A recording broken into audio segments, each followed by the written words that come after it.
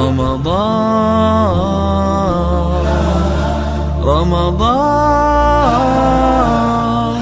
welcome holy month Ramadan, Ahlan Ramadan.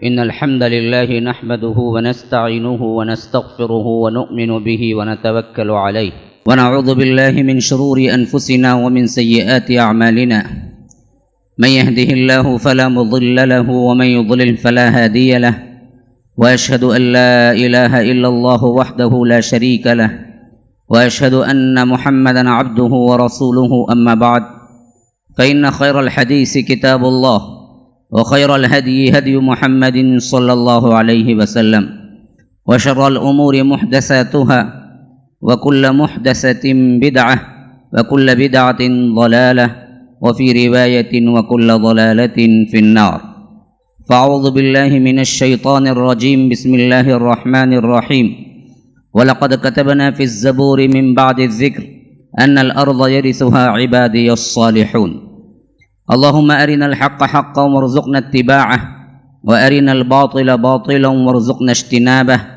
اللهم علمنا ما ينفعنا وانفعنا بما علمتنا وارزقنا علما رب اشرح لي صدري ويسر لي أمري واحلل عقدة من لساني يفقه قولي. برادران اسلام، واجب الاحترام بزرگوں، دوستوں، عزیز ساتھیوں، لائق احترام ماؤں اور بہنوں، اللہ تبارک و تعالیٰ کے فضل و احسان سے یہ چوتھی رات ہے جو کہ خلافت راشدہ کے 30 سال کے عنوان پر جاری و ساری ہے. گزشتہ رات جو سن ہم نے دیکھا وہ 11 ہجری، 13 ہجری اور خلافت راشدہ کے حساب سے تیسرا سال تھا. اہم واقعہ جو کہ یاد رکھنا ہے وہ صدیق اکبر کی وفات اور حضرت عمر بن الخطاب کی خلافت ہوئی 22 جمادی الاخری بروز پیر شام وفات ہوئی اور اسی دن خلیفہ بھی ہو گئے. اور اس کے بعد نظم و نسق کے اعتبار سے ہم دیکھتے ہیں رجب، شعبان، رمضان، شوال، ذوالقعدہ، ذوالحج، محرم میں پھر 14 ہجری شروع ہو رہا ہے اور چوتھا سال خلافت راشدہ کا شروع ہو رہا ہے. 13 ہجری کا یہ واقعہ تو آپ لوگوں نے تفصیل کے ساتھ سن لیا. اب 14 ہجری کے حساب سے یا یوں سمجھ لیجئے کہ خلافت راشدہ کے 4ویں سال کے حساب سے سب سے اہم واقعات تسلسل کے ساتھ میں لے جا رہا ہوں آپ کو کہ پہلے میں بیان کر چکا ہوں کہ صدیق اکبر کی خلافت کے بعد جیسے ہی تھوڑا امن ملا، مدینے میں حکومت مضبوط ہوئی، تو یہ مسلمانوں کا کبھی منشا رہا ہے نہ کبھی اللہ تبارک و تعالی نے اس کو سمٹنے دیا ہے. یہ دین اصل میں نشر و اشاعت والا ہے، یہ دین پھیلنے والا ہے. اس دین کے اندر اللہ نے کشش رکھی ہے اور خود ہماری ذمہ داری بھی اصل یہی تھی کہ اپنا تن من دھن جو کچھ ہے لگاؤ، اس دین کو پھیلاؤ. جب تک یہ منصب اور یہ کام ہمارے سپرد تھا اور ہم کرتے رہے تو اللہ تبارک و تعالی کی مدد بھی شامل حال تھی. دنیا میں بھی عزت تھی، دنیا میں وقار تھا، دنیا کے اندر ہماری چلتی تھی. آخرت تو تھی ہی ہماری، لیکن اللہ نے دنیا میں بھی ہر چیز سے نوازا تھا. لیکن اللہ نے جس کاز کے لیے ہمیں پیدا کیا اور کتاب اللہ کو عطا کیا، محمد الرسول اللہ صلی اللہ علیہ وسلم جیسی شخصیت کو گفٹ کیا، لیکن ہم اپنا کاز بھول گئے. مینیجر چپراسی بن گیا اور چپراسی بنا ہے یہ بھی بھول گیا. یہ بات ذہن میں رکھیے.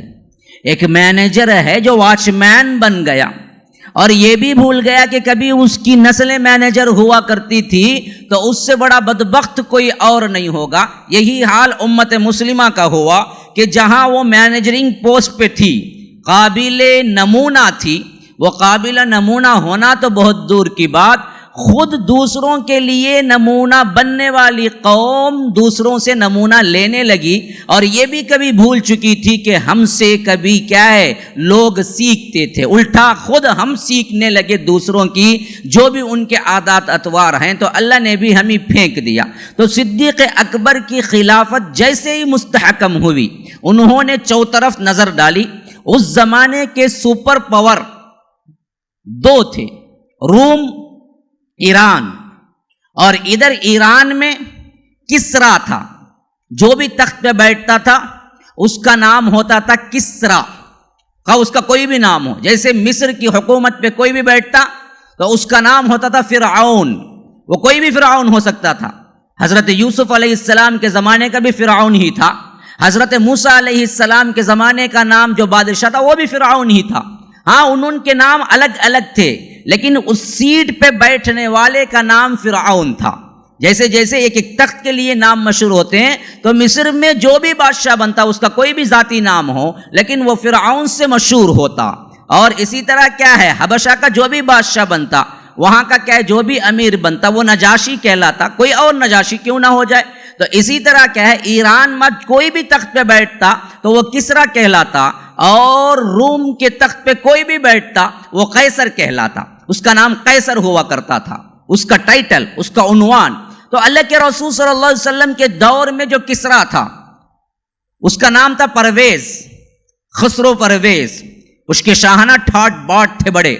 اسی سے کیا ہے اصل میں کیا ہے ایرانی لفظ ہے، یہ ایران فارسی لفظ ہے، اور فارسی بڑی پرانی زبان ہے اور اس زمانے میں فارسی بولی جاتی تھی، تو اس کے حساب سے اس کا نام تھا خسرو پرویز۔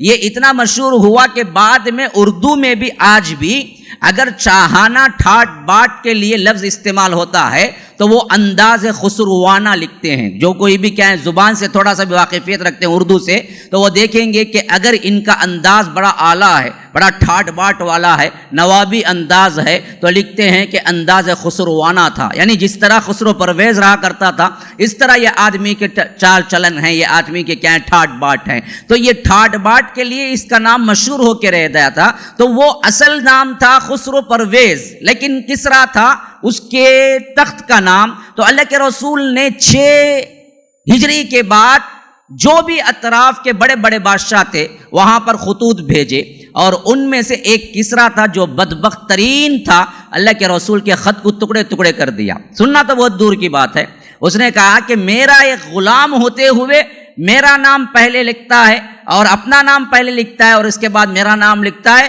یہ کہہ کے وہ اللہ کے رسول کے خط کو ٹکڑے ٹکڑے کیا۔ تو اللہ کے رسول صلی اللہ علیہ وسلم نے کہا کہ اللہ اس کی سلطنت کو بھی ٹکڑے ٹکڑے کر دے گا۔ واقعتاً بعد میں یہی ہوا۔ یہی حال قیصر کے پاس بھی، اس زمانے کا جس کو اللہ کے رسول صلی اللہ علیہ وسلم نے خط بھیجا، اس قیصر کا نام تھا ہرقل۔ ہرقل وہی ہے جو سائیکل وغیرہ آتی ہے، ہرکولس، وہی نام ہے وہ جو روم کا اس وقت کا بادشاہ تھا، ہرقل۔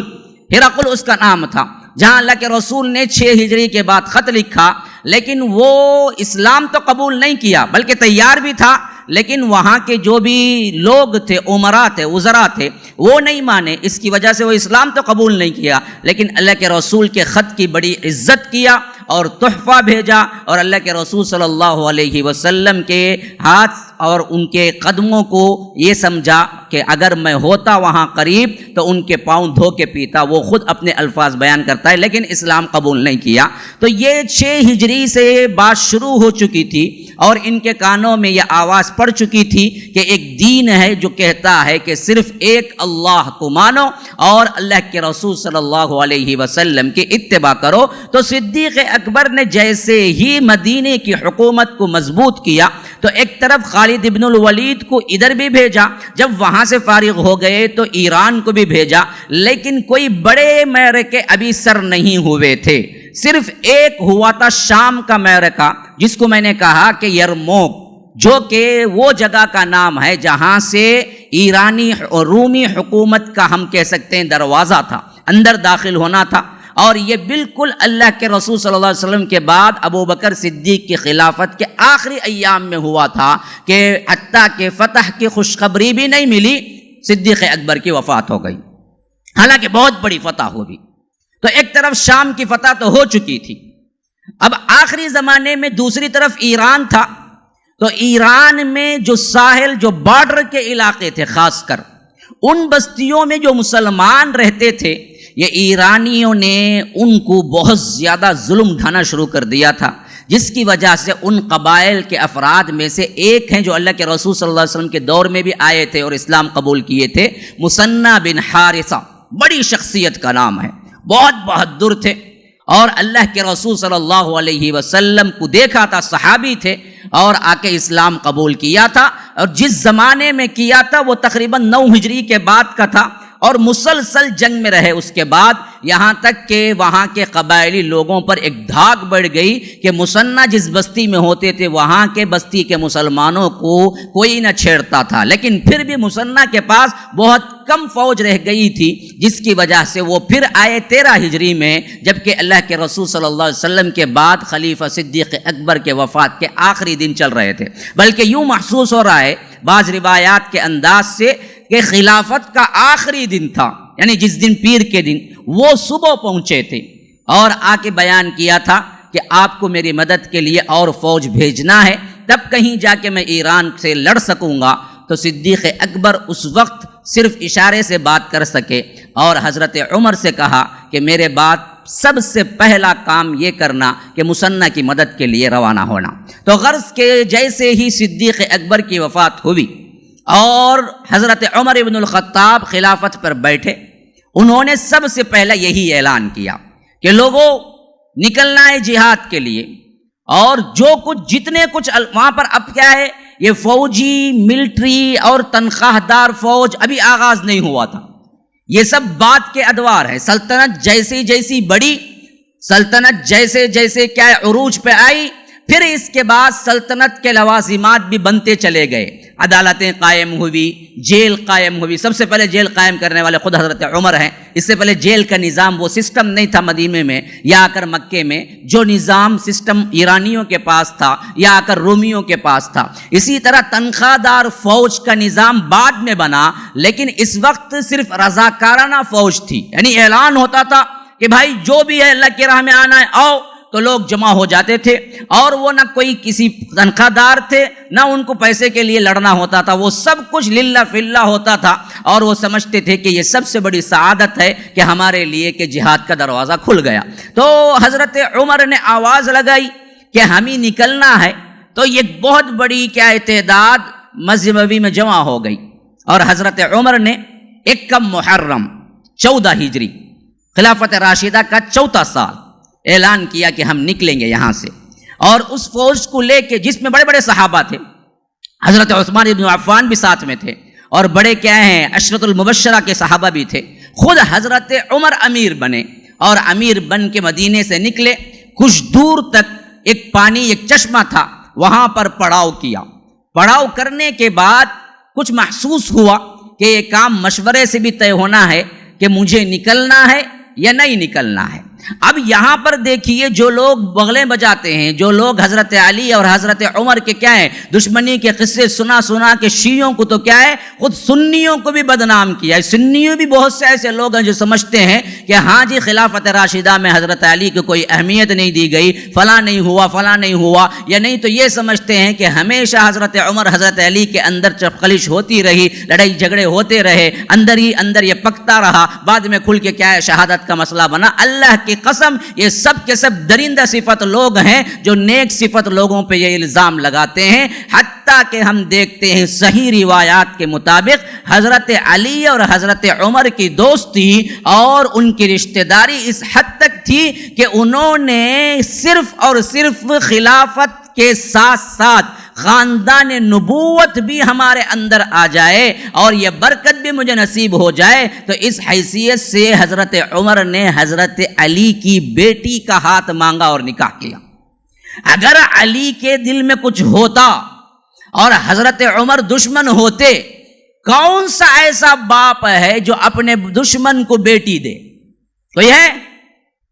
یہ تو علی علی ہے نا، یہ تو حیدر کرار ہے نا، یہ تو ان کی تلوار ایسی ہے کہ جب چمکتی ہے تو دشمن لرس جاتا ہے نا۔ ان کی بہادری کے یوں قصے بیان کر کے رکھے ہیں کہ انہوں نے کیا ہے جنگ خیبر میں 1000 آدمیوں کا دروازہ اپنے ہاتھ سے اٹھا لیا. ان کے قول کے ہم نہیں مانتے ہیں، سب ضعیف روایات ہیں، لیکن ان کے قول کے مطابق اتنے بڑے جری تھے، اتنے بڑے کیا ہے حیدر شیر تھے، تو کون سا ایسا باپ کمزور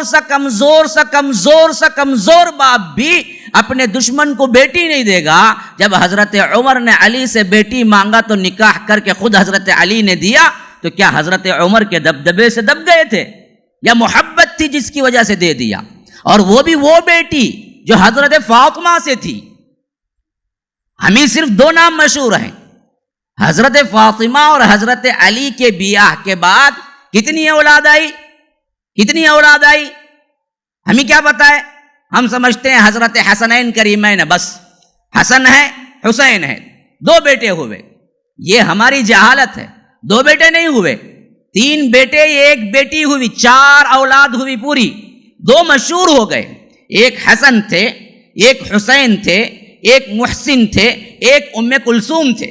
یہ 4 اولادیں ہوئی حضرت علی اور حضرت فاطمہ سے. ام کلثوم جو آخری بیٹی تھی، انہی سے حضرت عمر نے خلافت میں آنے سے پہلے سال ہی حضرت علی سے مانگ کے نکاح کیا. حضرت علی نے اپنی بیٹی حضرت عمر کو دی، گویا کہ سسر بن گئے تھے، اور بیٹی ان کے گھر میں تھی، اور سب سے چہیتی بیوی کہلاتی تھی ام کلثوم حضرت عمر کی. تو یہ داماد سسر کا رشتہ تھا. ایسے رشتے کو بدبختوں نے ہمیں ایسے پٹی پڑھائی کہ ہم سمجھتے ہیں کہ ہمیشہ یہ دونوں لڑتے رہے. نعوذ باللہ ثم نعوذ باللہ.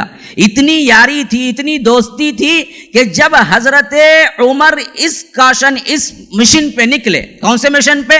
جو ایرانیوں کے مقابلے کے لیے، تو اپنا نائب امیر خلیفہ مدینے میں کس کو بنایا پتا ہے؟ حضرت علی کو بنایا. حالانکہ حضرت عثمان ساتھ تھے. ترتیب خلافت میں حضرت ابو بکر ہیں، پھر حضرت عمر ہیں، پھر حضرت عثمان ہیں، پھر حضرت علی ہیں. لیکن جب پہلی مرتبہ مدینے سے نکلنا ہوا تو نائب کس کو بنایا؟ خلیفہ کس کو بنایا؟ امیر کس کو بنایا؟ کہاں پر؟ مدینے میں حضرت علی کو بنایا. کتنا اعتماد ہوگا! کوئی اپنی حکومت کا خلیفہ کسی کو جس کے اندر دشمنی ہو، رنجش ہو، جس کے دل کی کیفیت سے اسے کیا ہے پریشانی ہو، اس کو بنائے گا؟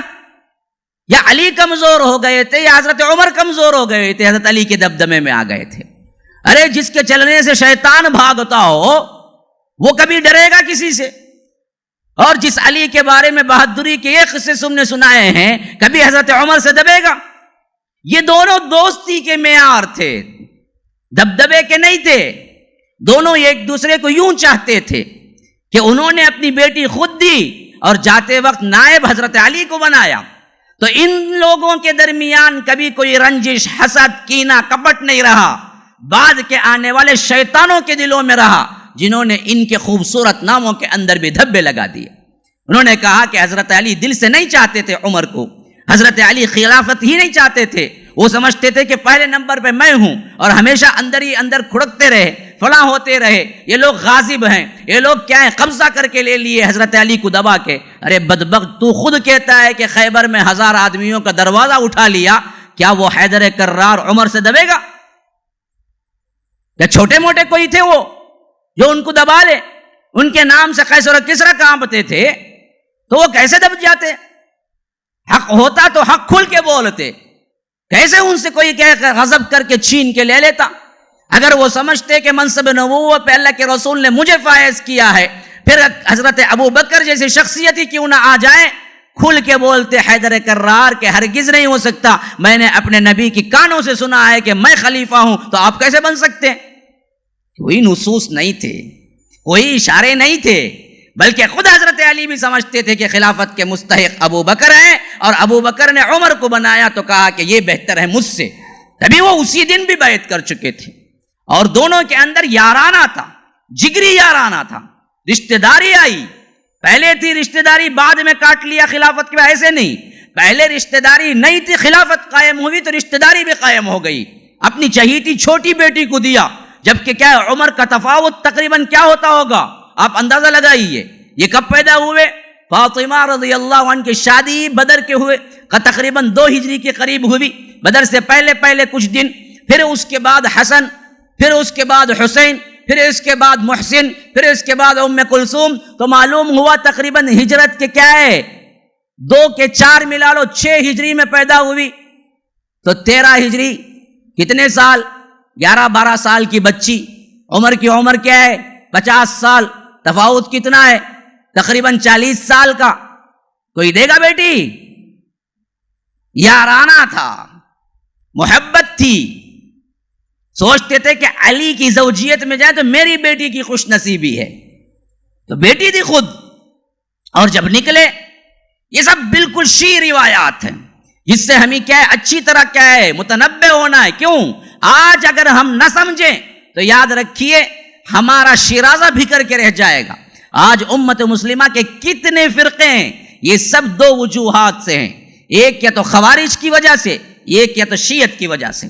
تاریخ اگر پڑھیں گے، میں وہاں تک پہنچوں گا تو آپ کو اور تفصیل بتاؤں گا کہ جتنے کچھ فرق بنے اور جنہوں نے اسلام کو بدنام کیا یا فرقوں کا سبب بنا، اور وہ پاک صاف شفاف اسلام جو کہ اللہ کے رسول صلی اللہ علیہ وسلم ہمیں دے کے گئے، ان میں رخ نہ ڈالا، اس کے اندر بدصورتی لائی، تو یہ صرف اور صرف 2 وجوہات 2 جماعتوں کی وجہ سے ہوا۔ ایک تھے خوارج، جن کے بارے میں اللہ کے رسول نے حضرت علی کو حکم دیا کہ علی اگر تم پالو ان کو تو عاد و سمود کی طرح ان کو قتل کر دو، اگر میں پالوں اپنی زندگی میں تو ان کو ایسے ہی قتل کروں گا جیسے اللہ نے عاد و سمود پہ عذاب نازل کیا۔ خوارج کے بارے میں یہ ہے یا نہیں؟ تو شیعت ہے، جنہوں نے اسلام کی بربادی میں بہت بڑا کردار ادا کیا۔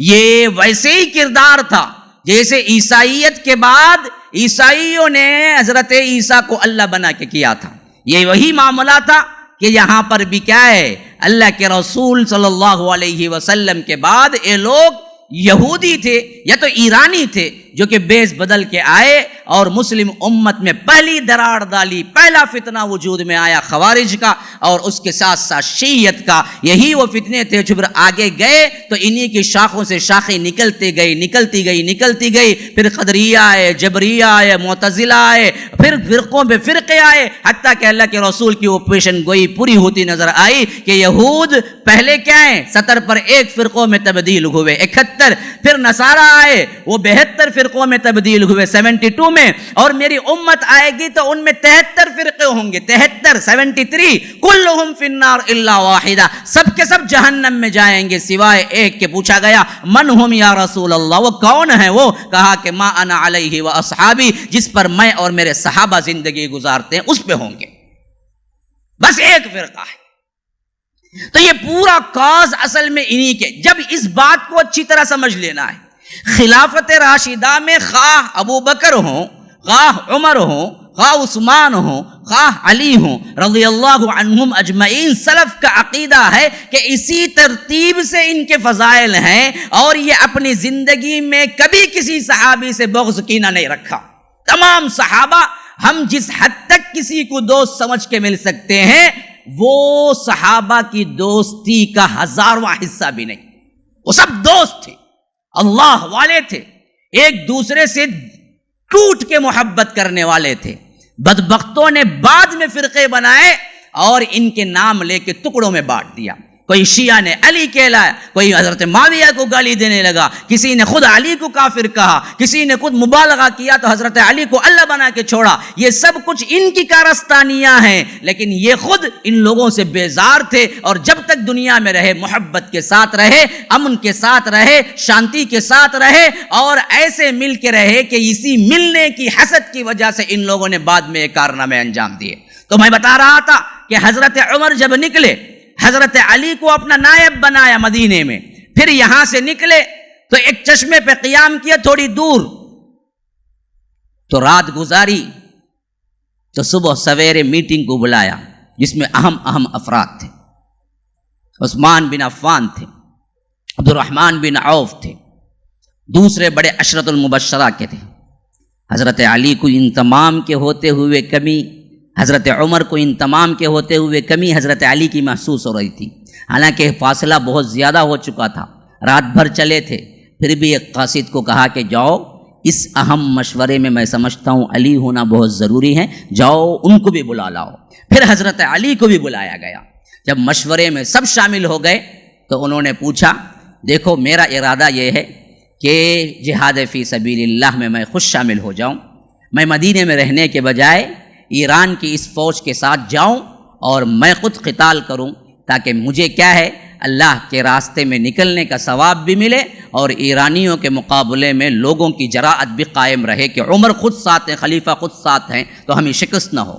تو سب سے پہلے عبد الرحمن بن عوف نے کہا کہ امیر المومنین بات یہ ہے کہ اگر آپ کسی کو امیر بنا کے بھیجیں گے اور ولو بالفرض وہ امیر شہید ہو جائے یا ہماری فوج کو ہار شکست ہو جائے تو وہ ایک شکست تسلیم کی جائے گی اور ایک امیر کا شہید ہونا تسلیم کیا جائے گا، لیکن آپ اگر چلے جائیں، آپ اگر خدا نخواستہ شہید ہو جائیں یا آپ کی عمارت میں رہتے ہوئے ہمارا لشکر شکست کھا جائے تو پوری امت مسلمہ کا دل بیٹھ جائے گا۔ اس وجہ سے میری رائے یہ ہے کہ آپ مت جائیں، آپ مدینہ واپس جائیں اور کسی اور کو امیر بنا کے بھیجیں۔ کیا محبت ہے دیکھیے، کہاں ہم ان کے اندر مین میخ نکال رہے ہیں، دشمنی نکال رہے ہیں، کس طرح سوچ رہے ہیں صحابہ ایک دوسرے کے درمیان۔ دیکھیے کہا کہ حضرت عمر پوری امت کا ایک ہی تو عمر ہے، اگر آپ چلے جائیں گے تو امت کہاں جائے گی ڈھونڈنے کے لیے عمر کو۔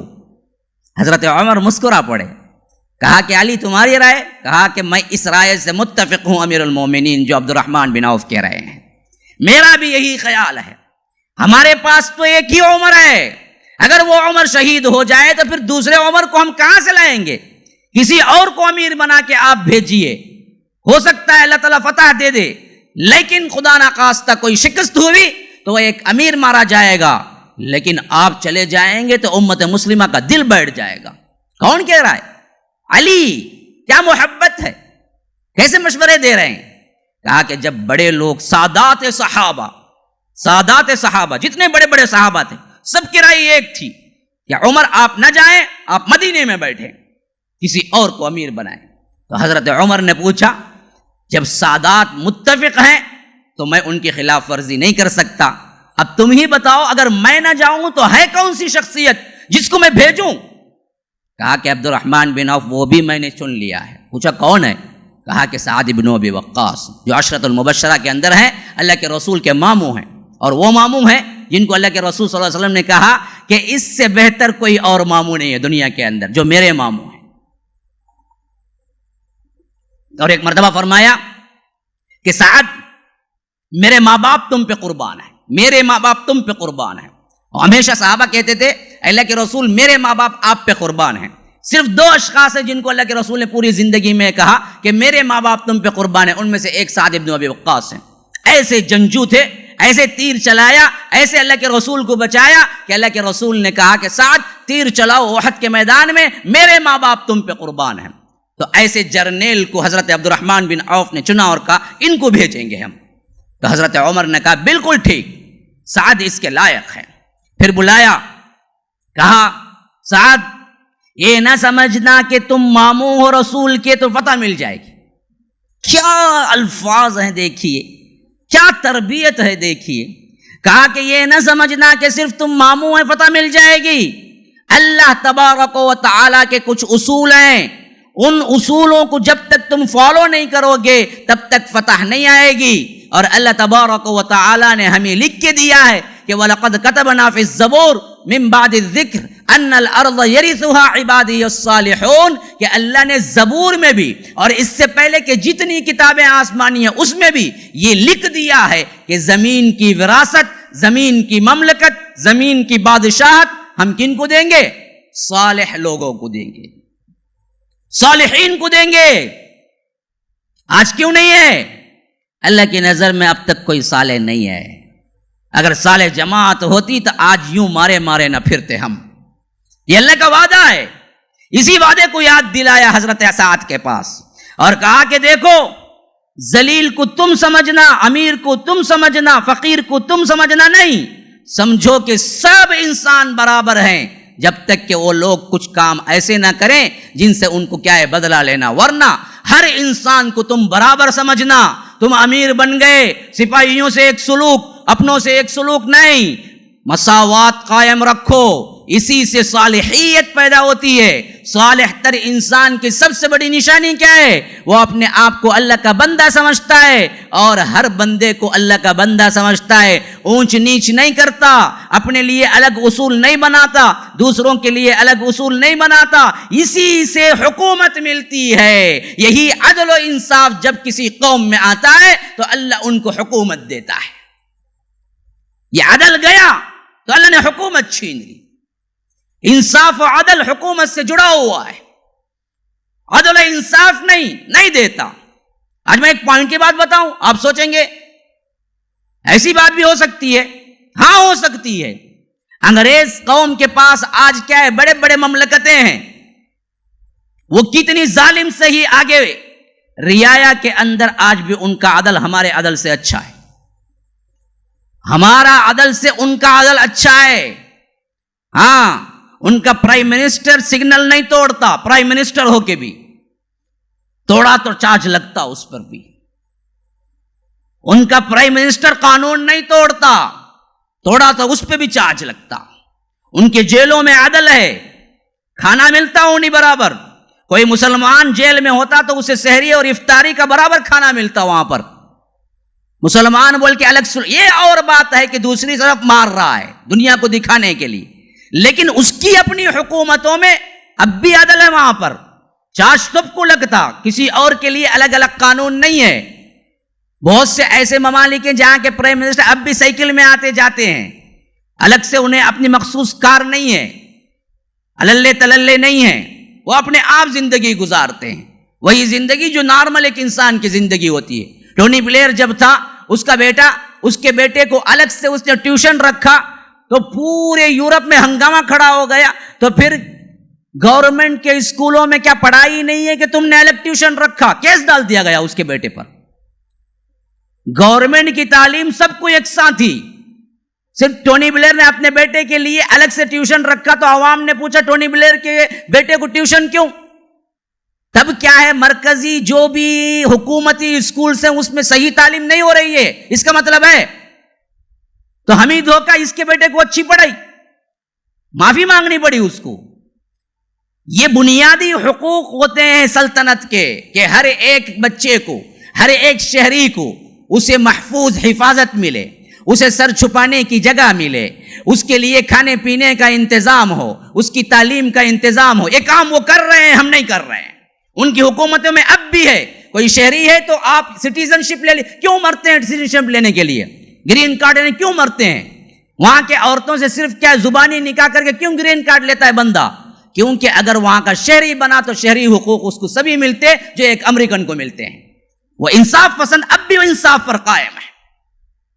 ہمارے لیے کوئی انصاف نہیں ہے، ہماری اپنی مملکتوں میں بھی کوئی انصاف نہیں ہے۔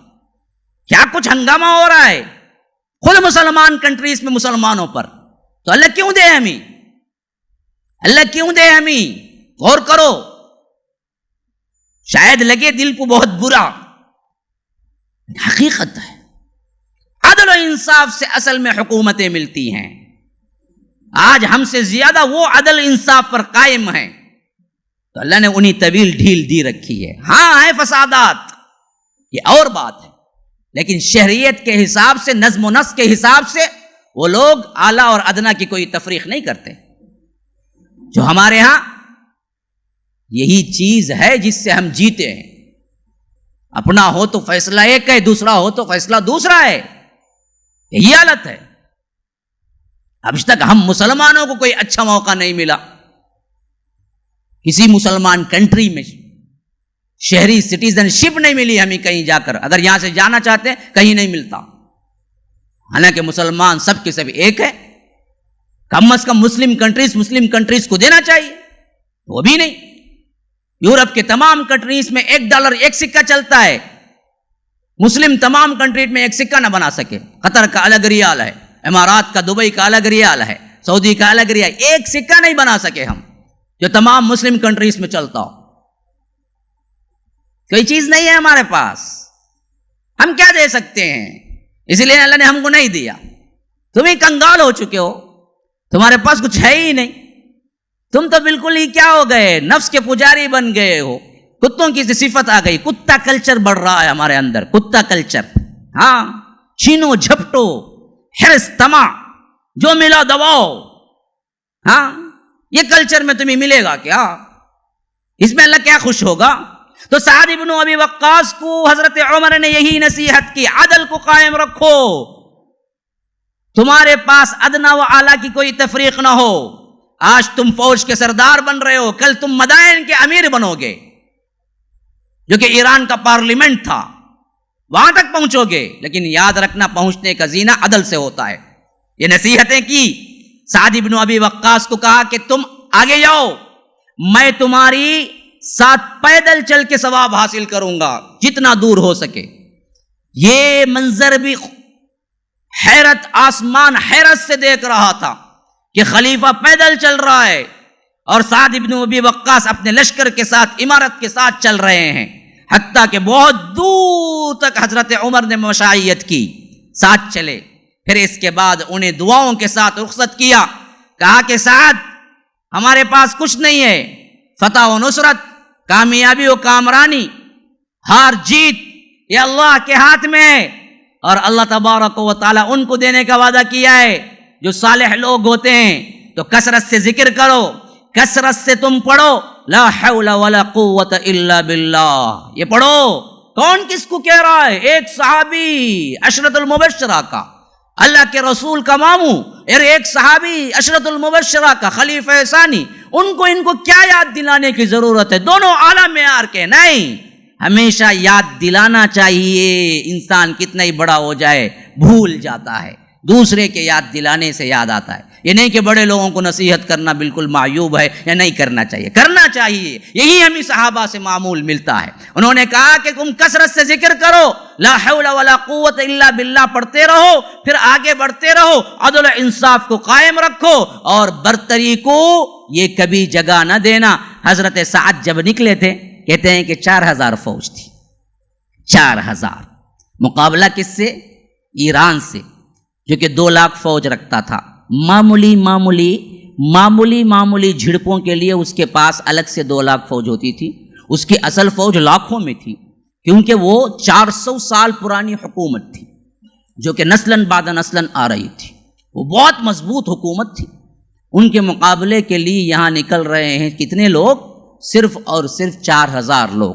حضرت عمر نے پیغام لکھ کے حضرت سعد ابن ابی وقاص کو دیا کہ تم جس بستی سے گزرو یہ پیغام سناؤ کہ امیر المومنین کا حکم ہے کہ جو بھی اس جہاد میں آنا چاہے آ جائے، بلکہ آج ضرورت ہے ہمیں مال کی بھی، آج ضرورت ہے ہمیں لوگوں کی بھی، ان دونوں سے آگے بڑھو، کیونکہ معاملہ یہ ہے کہ یہ ایران اگر ہم آگے نہیں بڑھیں گے تو ہمیں خطرہ ہے کہ یہ اسلام اور مدینے تک پہنچ جائے گی۔ آگے بڑھے، حتیٰ کہ یہ بڑھتے بڑھتے ایران کا دروازہ تھا قادسیہ، میں نے بتایا تھا نا، روم کا دروازہ تھا یرموک، جہاں خالد ابن الولید نے جنگ کی تھی، اللہ نے فتح دے دی۔ یہ صدیق اکبر کے خلافت کے ایام کے آخری دن تھے، اور ایران کا دروازہ تھا، میدان تھا جہاں سے اندر داخل ہونا، وہ قادسیہ تھا۔ تو حضرت عمر کو پورا نقشہ ذہن میں بیٹھا ہوا تھا، کیونکہ اس زمانے میں سفر کیے ہوئے تھے وہ پہلے بھی، ایران وغیرہ کا، روم وغیرہ کا، تو انہوں نے خود نقشہ بنایا۔ امیر ہو تو ایسا ہو، اتنی جانکاری والا ہو، صرف کیا مسجد کے سکون میں اللہ اللہ اللہ اللہ کہنے والا امیر نہیں بن جاتا، دین دنیا سب کا کیا ہے جامع ہو۔ خود انہوں نے چارٹ بنایا، راستہ بنایا، اور سعد ابن ابی وقاص کو بتایا کہ اس راستے سے جانا، اور یہاں دروازہ قادسیہ میں یہاں رکنا، اور اطراف و اکناف کے جتنے وفود ہیں ان سب کو شامل ہونے کی دعوت دینا، پھر میرے حکم بتانا کہ تم کیا کرنے والے ہو۔ سعد، ہر روز مجھے خط لکھنا، تم وہاں ہوگے لیکن جنگ میں لڑاؤں گا، میں مدینے میں بیٹھ کے جنگ کا نقشہ بناؤں گا، تمہیں روز مجھے رپورٹ آنی چاہیے۔ جاسوسی کا اور مواصلات کا یہ سسٹم 1400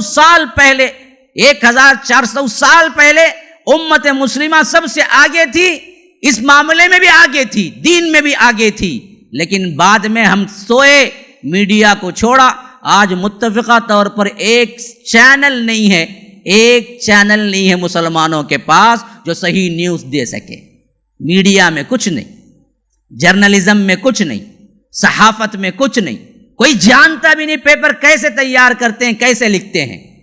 پھر سر مار کے پھوڑ لیتے ہیں کہ ہندو نے یہ ڈالا، انڈین ایکسپریس نے یہ ڈالا. بھائی تمہارے پاس کوئی مسلمان ہے؟ کوئی پیپر تمہارے پاس بھی ہے؟ تو یہ ہے ہی نہیں تو تم کیوں کہہ رہے ہو؟ تمہارے اندر جنرلزم جاننے والا ہے ہی کوئی نہیں، صحافت جاننے والا ہے کوئی نہیں، لکھنے والا کوئی ہے ہی نہیں، بولنے والا کوئی ہے ہی نہیں. ایک ہی معلوم ہے ہمارے مسلمانوں، کیا بننا ہے؟ ڈاکٹر بننا ہے. پھر کیا بننا ہے؟ انجینئر بننا ہے. بیٹے کو کیا بناؤ گے؟ ڈاکٹر بناؤ گے. پھر نہیں کیا بناؤ گے؟ انجینئر بناؤ گے. کیا مال متا لائیں گے، کھائیں گے، عیش اڑائیں گے. بس کوئی نہیں سوچتا کہ ڈاکٹر انجینئر کے علاوہ بھی کچھ ہے دنیا میں. وہ بھی پڑھو نا، اس میں بھی تو آگے آنا ہے نا. یہ برہمنزم وومن دیکھیے، کتنے ان میں ڈاکٹر انجینئر ہیں؟ نہیں، بہت کم ہے. یہ آئی اے ایس میں جاتے ہیں، آئی پی ایس میں جاتے ہیں، یہ حکومت کے انتظامات میں جاتے ہیں، یہ اکاؤنٹس میں جاتے ہیں، یہ تنظیم میں جاتے ہیں. اور ان کے بڑے بڑے عہدوں پہ آج کون ہے؟ وہی ہیں، کیونکہ پڑھے بھی وہی ہیں. مسلمانوں کو اٹھاؤ، کوٹا دو، کوٹا دو. کوٹا دیا تو بھی پڑھ کو آنے والا کون بھی نہیں. کسے دے گا کوٹا ہونے؟ اوپر سر پہ ٹوپی پہنیں گا. کوٹا دے دیے بھائی، چلو تم نے مانگا، کوٹا مل گیا. اگر پڑھ کے نہیں آیا تو کوٹا کسے ملے گا؟ یہ اس کا کوئی پڑھے تو ہے، کسی کو معلوم تو ہو صحافت کیا ہے، میڈیا کیا ہے. ہمیں تو کیا ہے واٹس ایپ اور فیس بک میں ہی کیا ہے بہت بڑا، ہمیں کیا ہے وہاں مشاغل میں کیسا چیٹ کرنا، کون سی لڑکی کو کیسا صورت ورق کو فوٹو میں دھوکہ دینا، وہ سب معلوم. وہ تھکڑ بکڑ کے کام کتنے کرنا کہ وہ سب ہم نہ معلوم. وہ فرسٹ کلاس رہتے ہیں ہم، بالکل سیدھی چیزیں پڑھتے بھی نہیں معلوم بھی. تعجب ہوتا ہے حضرت عمر اس زمانے میں کیا سسٹم جاسوسی کا رکھے تھے، اور کس سسٹم پہ کیا ہے، کتنی دور ہے ایران، اور ادھر سعد ابن ابی وقاص. مواصلاتی نظام کوئی نہیں تھا، نہ پرنٹ میڈیا تھا، نہ کر یہ میڈیا تھا، نہ کر واٹس ایپ فیس بک فضائی، کچھ نہیں. انسان بذات خود جانا تھا، اور ایک مرتبہ یہاں سے نکل کے وہاں پہنچے تو اس کو کم از کم تیز تر کھانا پینا سب بند کر کے بھی بھاگے تو 15 دن لگنا ہے اس کو. تو پھر ہر دن کی نیوز آتی کیسے؟ تو انہوں نے سسٹم بنایا. ایک گھنٹہ یا ایک گھڑی کے فاصلے پر ایک سوال، پھر دوسرے گھڑی کے فاصلے پر دوسرا سوال، تیسرے گھڑی کے فاصلے پر تیسرا سوال. تو اب یہاں سعد ابن ابی وقاص نے 1 گھنٹہ پہلے خط لکھا تو یہ سوار 1 گھنٹہ سفر کرتا، دوسرے کو دے دیتا، دوسرا گھنٹہ، دوسرا، تیسرا، 1 دن کے اندر وہاں تک پہنچ جاتا، اور وہاں کا لیٹر یہاں تک پہنچ جاتا. یہ اس زمانے میں جب مواصلات کا نام بھی نہیں تھا، لیکن حضرت عمر کو روز کی خبریں پہنچتی تھی، اور حضرت عمر کا حکم سعد ابن ابی وقاص کو روز کا پہنچتا تھا. اسی سے جنگ لڑی گئی.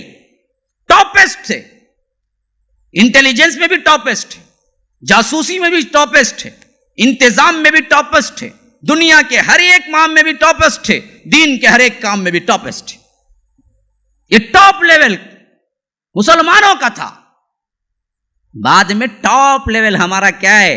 متنجن کھانا، بریانی کھانا، افطاری میں گنجی کے کھوٹرے جمع کرنا. اس میں ہم ٹاپ لیول میں پہنچیں.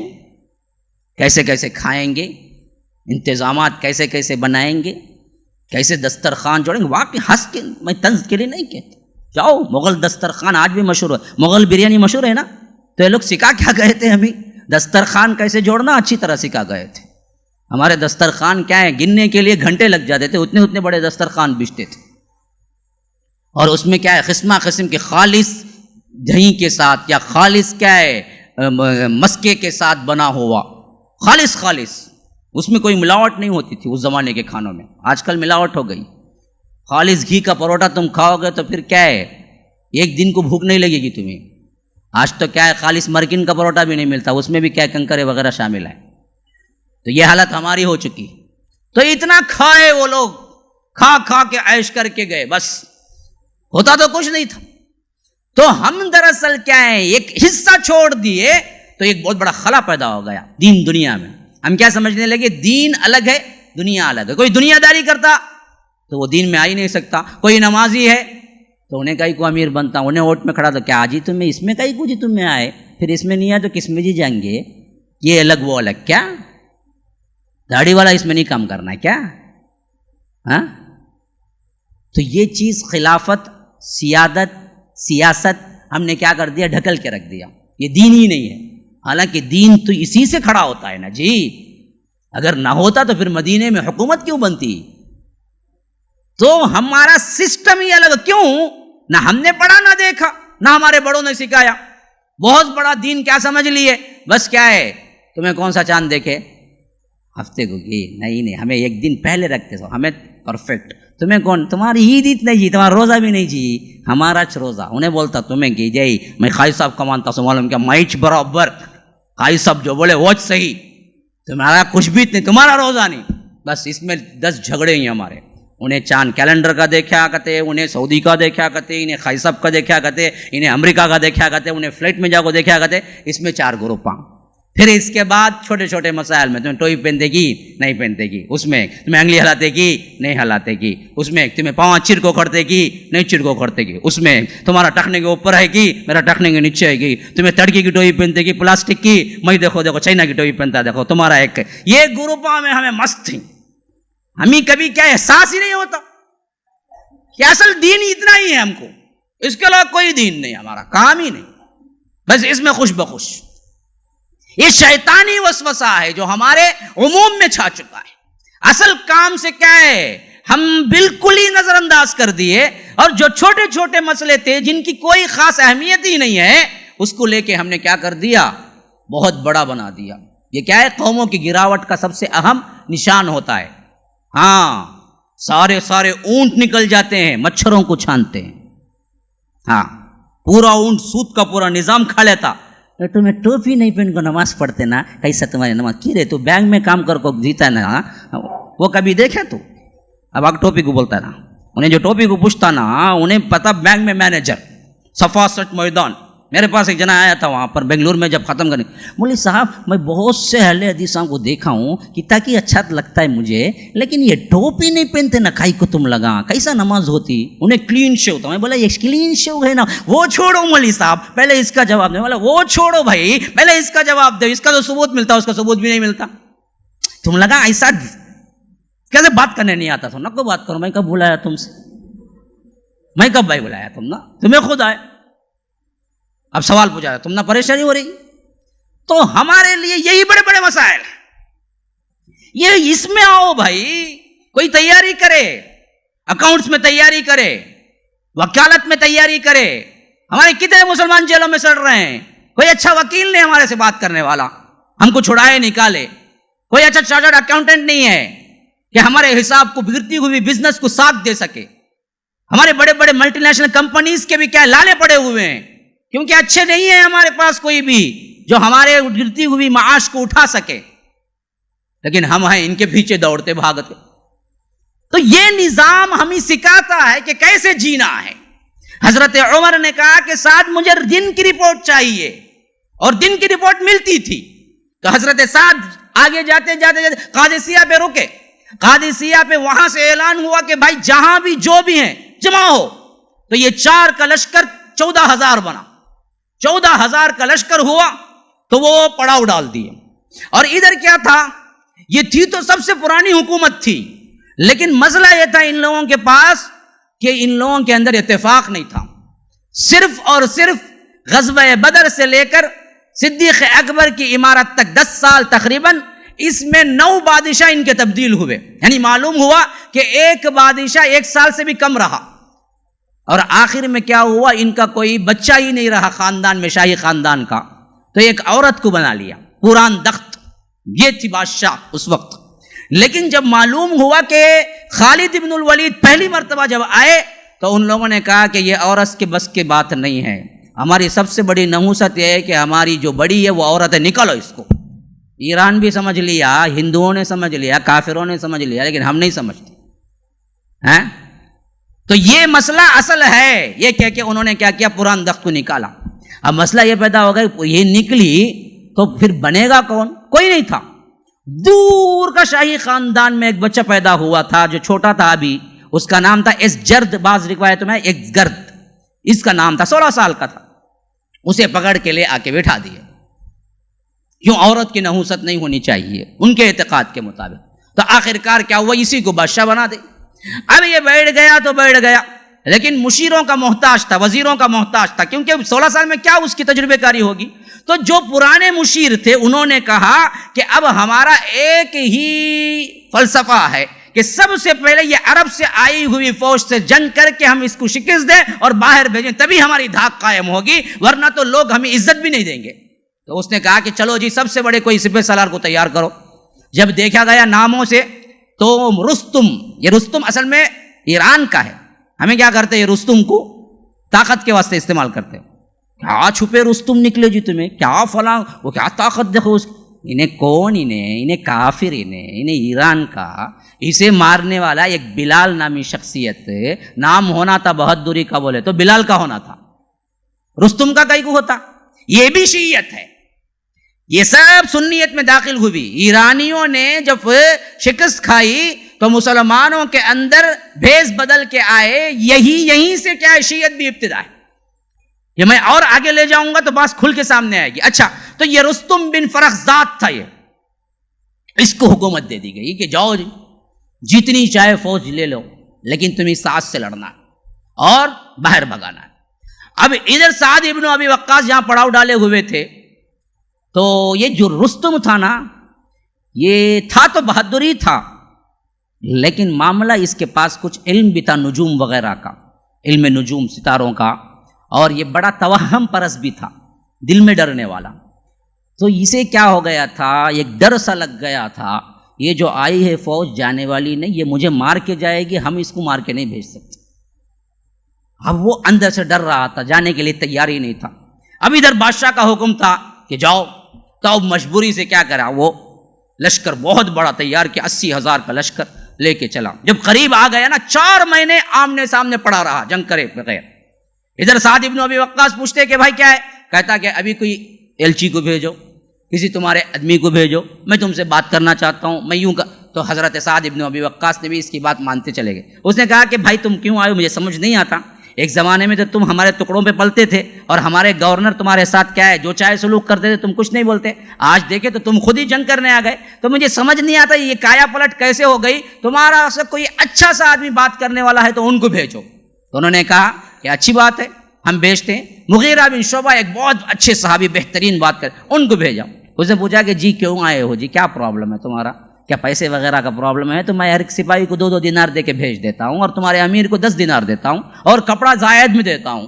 انہوں نے کہا کہ تو جو سوچتا ہے نا, وہی تھے ہم بھی ایک زمانے میں, لیکن اللہ نے ہم پہ فضل کیا اور ہم میں ایک رسول بھیجا, اور اس رسول کی بات ہم نے مانی.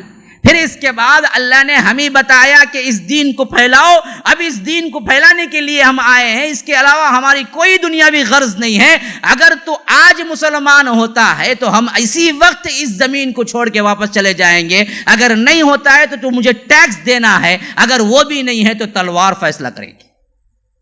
تو انہوں نے کہا اچھا میں تمہیں ٹیکس دوں, پاگل تو نہیں ہو گئے ہو, خواب میں ہو؟ ہاں کہ میں بالکل ہوش و حواس سے کہہ رہا ہوں, ہمارے پاس 3 ہی آپشن ہیں, مسلمان ہو جاؤ, یا تو ٹیکس دو, یا تو 2 بدو مقابلہ ہوگا. اس نے کہا کہ بھائی یہ تو بات سمجھ نہیں آتی, شاید تم صحیح نہیں بات کر رہے ہو, کسی اور اچھے آدمی کو بھیجو.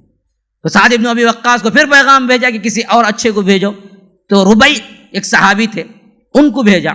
تو وہ صحابی جب آنے کا اعلان ہوا تو اس نے کیا کیا, اپنا دربار سجایا اور زرخ برخ لباس پہنا, اپنا تاج رکھا جو کہ کروڑوں کی مالیت کا ہوتا تھا, اور ادھر ادھر کیا ہے پورے اپنے اپنے لوگوں کو کھڑا کیا, دربار سجایا. پھر حکم دیا کہ بلاؤ انہیں.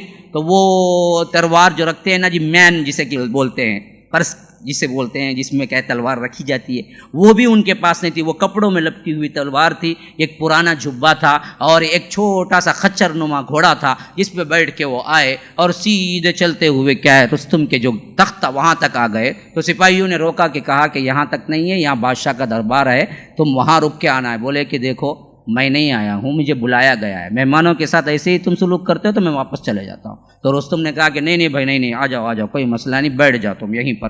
تو وہ آیا اور سیدھے رستم جہاں بیٹھا تھا وہیں بیٹھ گئے تخت پر. اس نے کہا کہ اس نے تو کچھ نہیں کہا، لیکن سپاہیوں نے کہا کہ دیکھو تخت یہ رستم کا ہے، آپ کو ادھر بیٹھنا پڑے گا۔ انہوں نے کہا کہ دیکھو یا تو مجھے بھی اوپر بٹھاؤ، میں رستم دونوں بیٹھ کے بات کرتے ہیں، یا نہیں تو رستم کا بھی نکالو میرا بھی نکالو، ہم دونوں نیچے بیٹھ کے بات کر لیتے ہیں، کوئی مسئلہ نہیں۔ لیکن یہ ہمارے پاس ایک خدا، ایک بڑا ایک چھوٹا، سر جھکا کے بیٹھنے کا رواج نہیں ہے، یہ ہمارے نبی نے نہیں سکھایا ہے۔ تو اس نے کہا کہ بہت اچھی کرتے ہیں تم، جہاں چاہے بیٹھو، جو چاہے بولو، مجھے اب اس سے کوئی لینا دینا نہیں ہے، پہلے اتنا بتاؤ کہ آئے کیوں ہیں۔ تو انہوں نے بھی پھر وہی فلسفہ بتایا کہ اللہ نے ہمیں دین دیا، دین پہنچانے کے لیے آئے ہیں، آج مسلمان ہو جاؤ واپس چلے جائیں گے، یا نہیں تو جزیہ دو، یا نہیں تو کیا جنگ کا اعلان۔ اس نے کہا کیا تم ہوش کی بات کر رہے ہو، ہم کتنی بڑی سلطنت رکھتے ہیں بتائیں، ہم جزیہ دیں گے آپ کو؟ تو پھر غصے میں آ گیا، کہا کہ کل تم سب کو ایک ایک کو قتل کر کے رکھ دوں گا۔ نے کہا کہ دیکھو یہ باتیں کرنے کی نہیں ہے، عمل دکھانے کے ہوتے ہیں، کل دیکھیں گے ہم۔ تو ساتھ میں ایک اس کا وزیر کھڑا ہوا تھا، اس نے کہا کہ آپ کہہ دیجئے خدا نے چاہا تو۔ اس نے کہا خدا نے نہ چاہا تو بھی، اس کا غرور اور گھمنڈ اتنا تھا کہ اس نے کہا کہ خدا نے نہ چاہا تو بھی۔ تو پھر اس کے بعد یہ آخری تھی سفارت جو کہ واپس آ گئے۔ پھر اس کے بعد وہاں سے جنگ شروع ہوئی۔ ادھر سعد ابن ابی وقاص کو ایک بیماری آ گئی، عرق النساء، جس میں چلنے پھرنے سے معذوری ہو جاتی اور جسم میں پھنسیاں آ جاتی ہے، جو بہت جلن ہوتا ہے، تو وہ جنگ میں گھوڑے پہ بیٹھنے کے قابل نہ رہے۔ تو انہوں نے کیا کیا کہ وہ جو جہاں پر رکے تھے وہاں پر ایک اونچا چبوترا بنایا، وہاں بیٹھ گئے، وہاں بیٹھ کے پورے جنگ کو معائنہ کرتے تھے۔ اور نیچے خالد بن اطرفہ بول کے ایک صحابی، ان کو کھڑا کیا، کہا کہ جو بھی ہے حکم میں یہاں سے لکھ کے آپ کو چٹھی بنا کے نیچے پھینکوں گا، آپ اس کو پڑھنا، پھر جن جن سالاروں کو اس کا حکم دینا، ان کو الگ پیپر میں بنا کے فوری اسی منٹ کے اندر ان کو تقسیم کرنا، پھر ایک چٹھی حضرت عمر کو جائے گی جو میں یہاں کر رہا ہوں، وہ وہاں سے حکم دیں گے۔ یہ سسٹم اس زمانے میں انہوں نے کیا تھا، اور ایسے جنگ لڑی گئی کہ اللہ تبارک و تعالیٰ کے فضل سے، جبکہ اس کے اندر ہاتھیوں کی تعداد بھی تھی، اور تقریباً ایک ہاتھی سو ایسا تھا جس کو کیا ہے ناممکن سمجھا جاتا تھا، اور سفید کلر کا تھا۔ ہم نے ہاتھی دیکھے ہیں لیکن کلر کیا ہے، کالا ہوتا ہے۔ سفید ہاتھی کبھی دیکھا ہے؟ سفید ہاتھی تھا، وہ بہت بڑا ہاتھی تھا، جس کے بارے میں مشہور تھا کہ کوئی اسے کیا ہے شکست ہی دے نہیں سکتا ہے۔ وہ سب ہاتھیوں سمیت آخرکار مقابلہ ہوا، ادھر 13 ادھر 1,20,000 بعض روایتوں کے مطابق، اور اللہ نے فتح دی اور رستم مارا گیا۔ اور مارنے والا ایک معمولی سپاہی تھا بلال۔ اور اس ہاتھی کو بھی ایک صحابی ایک تنہا اس ہاتھی کو لڑ کے اس کے سون کو، اصل میں پوری طاقت ہاتھی کی سون میں ہوتی ہے، سون کو کاٹا گیا۔ پھر اس کے بعد کیا ہے، وہ ہاتھی گر پڑا، اور ہاتھی گر پڑا تو تمام ہاتھی اس کے پیچھے گر پڑے۔ اور جانوروں میں ایک عادت ہوتی ہے، جو جانور کرتا ہے وہی کرتے ہیں۔ ہمارے انسانوں میں بھی عادت بہت آ گئی ہے دیکھا دیکھی کرنے کا، لیکن اصل کیا ہے جانوروں کی عادت ہے۔ تو وہ سپاہی گر کے جب پلٹا نا، وہ الٹ پلٹ گیا لشکر کی طرف۔